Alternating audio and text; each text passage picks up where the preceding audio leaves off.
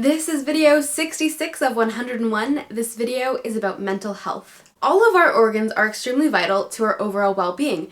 So why is it that when our brain, one of the most important organs, is so badly stigmatized when it's unhealthy? Our brains is one of the key things that makes us human. It allows us to think and create all of the incredible things that we have in this world today. We are already familiar with toxic brain behaviors such as anxiety or stress.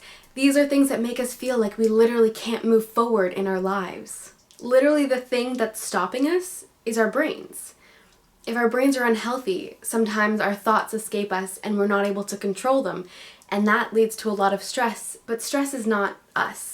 Stress is our body's way of responding to threats, whether they are real or perceived. Back in the day, when a wild beast was coming to attack your community, stress was our body's way of saying, okay, we gotta get out of here. And it was our way of preparing us for these kind of emergencies. But nowadays, the problems that we have are things we need to work through rather than running away from.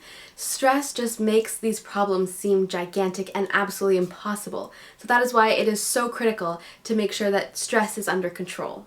Think about something. Anything you want. Now, realize that you decided to think about this thing, and now you're thinking about it. That means you have control over your thoughts. So when your thoughts are getting out of control and you're stressed and everything's just going on and on in your head, we really need to recognize this behavior so we can take a step back and say, okay, I need to take a moment to get rid of these thoughts, to get rid of these hormones and excess energy that's in my body so that I can come back to this problem and deal with it logically. But what about when you're not in control? This is mental illness, and it is a very serious thing for 1 in 5 Canadians right now, and that's just Canada. Think about the rest of the world. This is when the chemical composition in your brain is not allowing these thoughts to go away. It's not allowing you to control them because there's something else going on that you can't control. But the current state of mental health awareness is very poor because these people don't realize that they have treatment out there. When they try to speak to someone that they trust, people just brush it off as a phase or you're not trying hard enough. That is so destructive to these people because they are trying, and their first step in trying is telling you that they're feeling this way. I have so many close friends of mine that suffer from mental illness, and it is so heartbreaking to hear what is going on in their heads and to know that I literally can't do anything about it. When these people have their good days though, they are the most incredible, fun, creative, logical, smart, caring beings. I want them to always have good days. And that means seeking treatment. And to seek treatment, they need to feel comfortable about telling people what they're feeling, what's going on in their head, because nobody can see it. So if they don't communicate it, no one will know and they can't get the proper treatment. But the problem is that communicating it sometimes can just lead to something even more negative for them. It can lead to someone dismissing it and not actualizing the problem. That is so toxic to them because they're just trying to get help. If someone comes to you and tells you about a mental illness or tells you about thoughts that they're not able to control, there's not a whole lot we can do except for treatment, but we need to remind them that they are not their illness. When you break a bone, you're not broken, your bone is broken. When you're mentally ill, you're not ill, you're not depressed, you're not anxious, your brain is suffering from these things.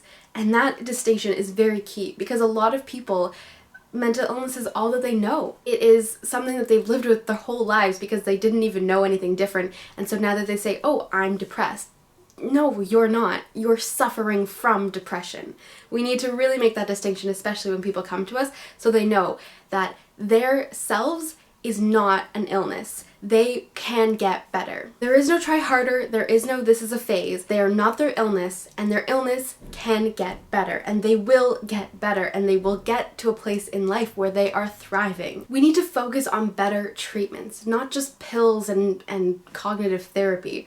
We need to experiment with different things. I know psychedelics have been proven to help a lot of people.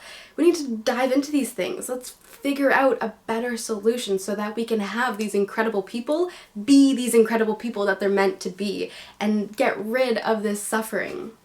Nobody wants that. And if somebody is telling you that they're feeling these things, you need to recognize them because, trust me, it is so hard for them to tell you those things. Nobody wants to go around saying, oh my god, I can't get out of bed this morning.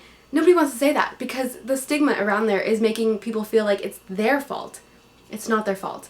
And we never want to make people feel like it's their fault. please, I know I've said that like 3 times, but it's so important, because when someone dismisses a mental illness, that then goes unnoticed, and that person feels like, oh, maybe it is just my fault, maybe it is just me, maybe I am not trying hard enough, and then they keep trying, they keep fighting, but it's not going to go anywhere because it's an illness. It's something to do with the chemical composition in your brain, and there's nothing you can do to change that by your thoughts. You need to seek out treatment, and we need to let people know that that is the route to do, not just dismissing it. That is so toxic. Mental health is so important. Your mental health, the health of your brain, the health of your thoughts is so important. You can't give 100% to the world if you're not at 100%. And 70% of you being in society is your brain health. If you're not thinking critically, if you're not thinking logically, it's very hard to go anywhere in your life. But if you don't suffer from mental illness, there are a lot of things we can do to combat stress and anxiety, and that is release.